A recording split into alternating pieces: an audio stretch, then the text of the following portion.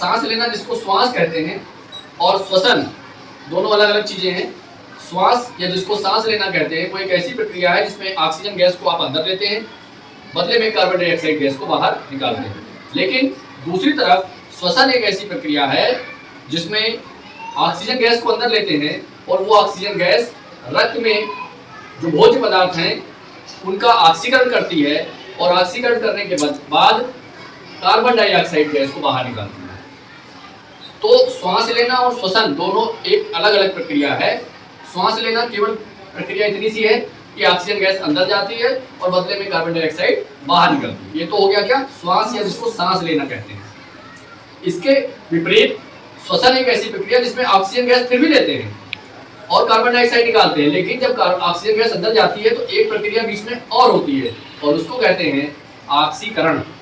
ऑक्सीकरण क्या है? ऑक्सीकरण जो भोज्य पदार्थ आप खाते हैं वो ग्लूकोज में कन्वर्ट होता है ना। आपकी कोशिकाओं में मौजूद भोज्य पदार्थ यानी जो ग्लूकोज है, जब आप ऑक्सीजन गैस अंदर लेते हैं तो ऑक्सीजन उस ग्लूकोज से कंबाइन करती है, संयुक्त होती है और उस भोज्य पदार्थ का कोशिकाओं में ऑक्सीकरण होता है। इसी ऑक्सीकरण के फलस्वरूप क्या होता है, बदले में कार्बन डाइऑक्साइड गैस आपके फेफड़े से और नासा गुहा से होता हुआ और नसिका द्वार से बाहर निकल आता है। ये प्रक्रिया आपकी श्वसन कहलाती है। आपको पता है कि मनुष्य के श्वसन की अगर बात करें तो मनुष्य का श्वसन तंत्र मुख्य रूप से 5 भागों में बटा होता है।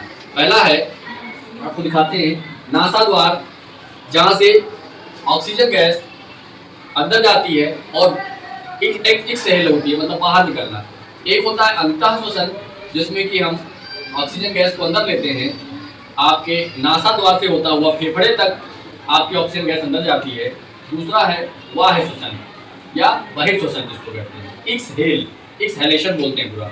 उसमें क्या होता है कि फेफड़े की जो कार्बन डाइऑक्साइड बनी है वो वापस फेफड़े से और नासा द्वार के माध्यम से बाहर निकालती है। तो अंदर जाना अंतः श्वसन, बाहर निकालना बहिर्श्वसन। ठीक है, 5 भाग से श्वसन तंत्र आपका बना हुआ है। पहला नासा द्वार, जहाँ से ऑक्सीजन गैस अंदर जाती है।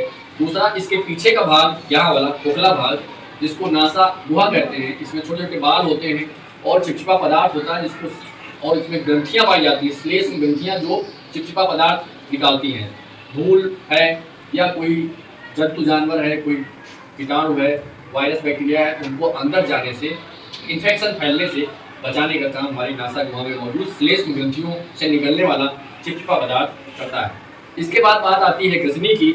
यहाँ पर आप देख रहे हैं ये वाली जो आपकी नासा गुहा से पीछे का भाग है, एक नलिका नुमा आकृति का होता है, इसको ग्रसनी कहते हैं। ये ग्रसनी आगे फिर डिवाइड हो गई होती है श्वास नलिकाओं में, और वो श्वास नलिकाएं फेफड़े में जाती हैं। फेफड़े में जो आपकी श्वास नलिकाएं होती हैं वो और छोटे छोटे भाग में डिवाइड होती हैं, जिनको हम क्या कहते हैं, आप सबको पता है क्या कहते हैं उसको हम क्या कहते हैं, तो बताएगा मैं। जो फेफड़े में, उसको कहते हैं वायु कूपिकाएं।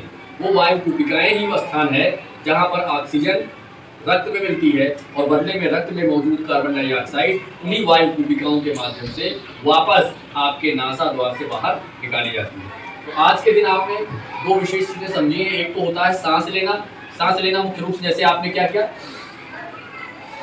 ऑक्सीजन अंदर लिया, कार्बन डाइऑक्साइड अगर छोड़ा, केवल इतनी प्रक्रिया आपकी ये सांस लेना या श्वास कहलाती है। जबकि आपने जब ऑक्सीजन गैस को अंदर लिया तो ऑक्सीजन गैस अंदर गई और भोज्य पदार्थ यानी ग्लूकोज के साथ कोशिकाओं में कंबाइन करके ऑक्सीकरण करती है, और उस ऑक्सीकरण करने के बाद आपको ऊर्जा मिल जाती है, एनर्जी, और एक गैस निकलती है कार्बन डाइऑक्साइड, वो बाहर निकाली जाती है। ये समूची प्रक्रिया आपकी श्वसन कहलाती है।